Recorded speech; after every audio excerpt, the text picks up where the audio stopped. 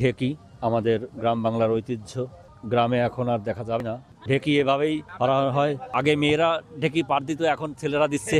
ঠিক আছে, এই যে এপাশে পা দিয়ে চাপানো হয়, আর এপাশে চাউল বা ধান যা থাকুক এখন ইট কুড়া হচ্ছে দেখানোর জন্য আপনাদের। ঠিক আছে, তা বুঝতেই পারছেন ইট যখন ভেঙে যাচ্ছে তাহলে চালের অবস্থা কী ছিল, আর যদি আমাদের গৃহিণীদের হাত থাকতো তাহলে কি হয়।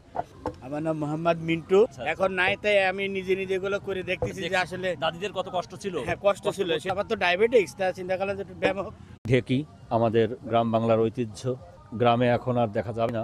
ঢেকি এভাবেই করা হয়। আগে মেয়েরা ঢেকি পাড় দিত, এখন ছেলেরা দিচ্ছে। ঠিক আছে, এই যে এপাশে পা দিয়ে চাপানো হয়, আর এপাশে চাউল বা ধান যা থাকুক এখন ইট কুড়া হচ্ছে দেখানোর জন্য আপনাদের। ঠিক আছে, তা বুঝতেই পারছেন ইট যখন ভেঙে যাচ্ছে তাহলে চালের অবস্থা কী ছিল, আর যদি আমাদের গৃহিণীদের হাত থাকতো তাহলে কি হয়। আমার নাম মোহাম্মদ মিন্টু। এখন নাই তাই আমি নিজে নিজে গুলো করে দেখতেছি যে আসলে দাদিদের কত কষ্ট ছিল। হ্যাঁ, কষ্ট ছিল। আমার তো ডায়াবেটিক্স, তা চিন্তা করলাম যে একটু ব্যায়াম হোক।